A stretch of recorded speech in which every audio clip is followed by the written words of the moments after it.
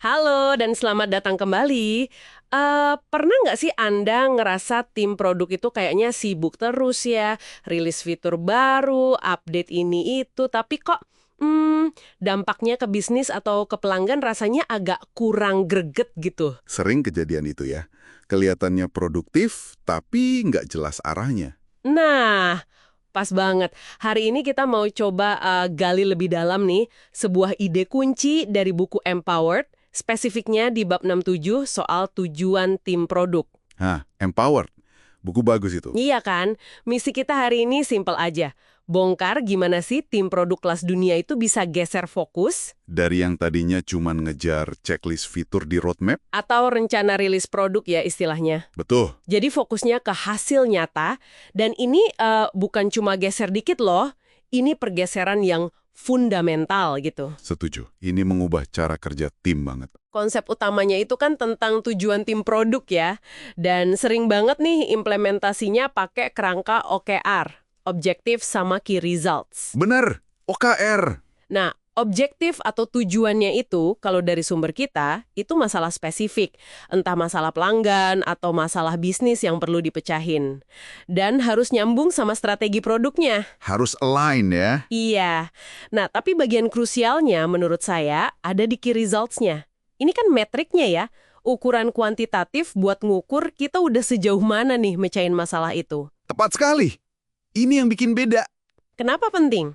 Soalnya fokusnya jadi geser total.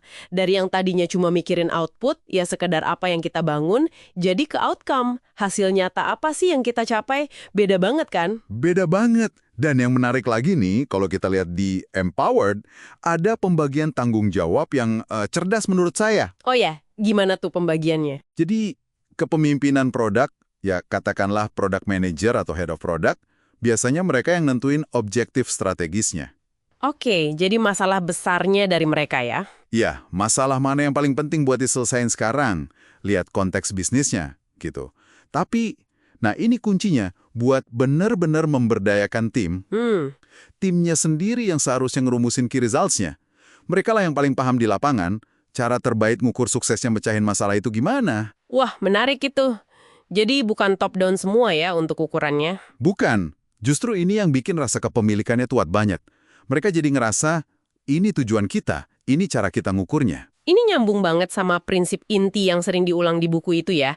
Kasih tim masalah buat dipecahin, bukan solusi buat dibangun. Persis, itu kuat kuncinya. Kedengerannya simple, tapi dampaknya gede ya. Kenapa sih ini lebih efektif daripada, ya udah kasih aja daftar fitur A, B, C, suruh bikin?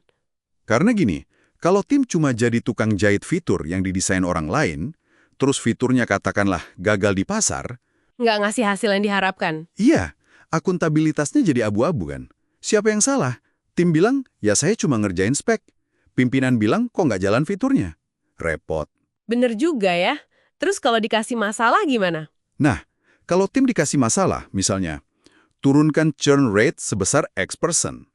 Mereka jadi punya masalah itu. Solusinya jadi milik mereka. Jadi mereka yang mikirin caranya. Betul. Mereka bertanggung jawab penuh atas hasil akhirnya, bukan cuma soal ngirim kode atau ngerilis fitur. Kalau coba cara A nggak berhasil, ya mereka nggak nyerah. Mereka coba cara B, cara C gitu ya. Semua kerjaan tim produk itu bisa masuk ke OKR strategis yang gede-gede gitu ya. Gimana sama tugas rutin, maintenance gitu? Tentu. Sumber kita juga ngakuin kok. Ada kerjaan penting yang namanya jaga lampu tetap nyala atau keep the lights on. Istilahnya lucu ya. Iya, ya itu kayak benerin bug yang penting, ngurusin technical debt atau bantu tim lain. Itu harus ada porsinya dalam kapasitas tim. Nggak bisa diabaikan. Jadi OKR itu bukan satu-satunya kerjaan mereka. Bukan. Selain itu, penting juga buat bedain jenis tujuannya. Ada tujuan yang sifatnya aspirasional. Maksudnya? Ya, sengaja dibikin ambisius buat dorong tim mikir gede. Istilahnya moonshot. Atau ada juga yang lebih konservatif tapi tetap nantang. Itu roof shot.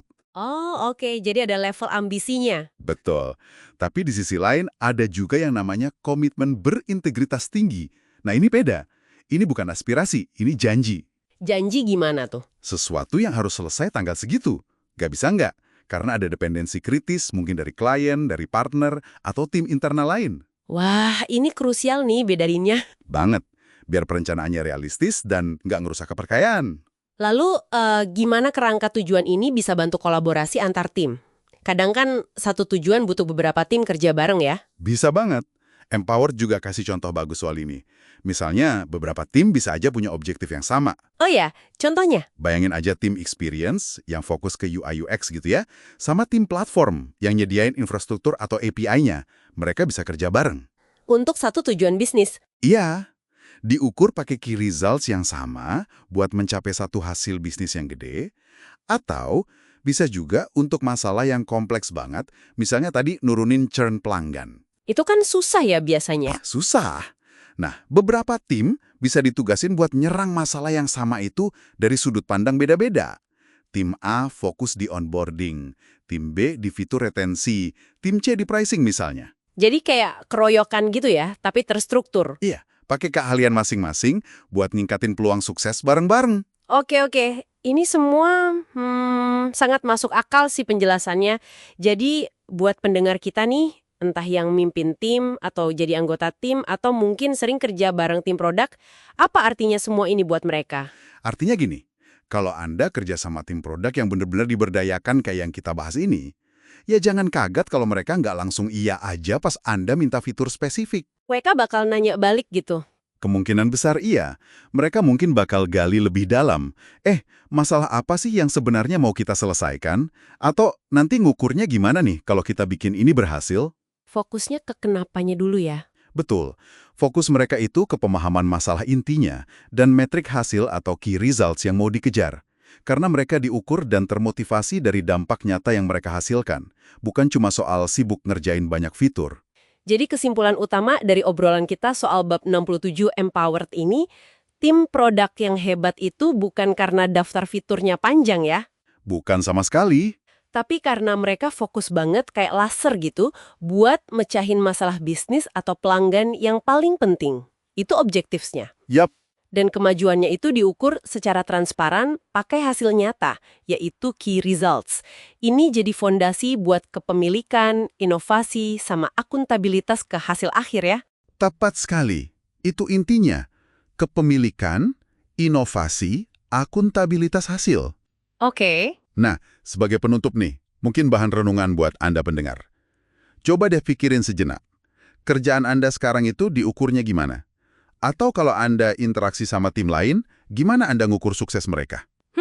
Pertanyaan bagus tuh. Apakah fokusnya masih di output, jumlah tugas kelar, fitur yang dirilis, atau udah mulai geser ke outcome, dampak nyata buat pelanggan dan bisnis? Menarik. Pertanyaan penting itu buat dipikirin lebih lanjut ya. Ya, penting banget.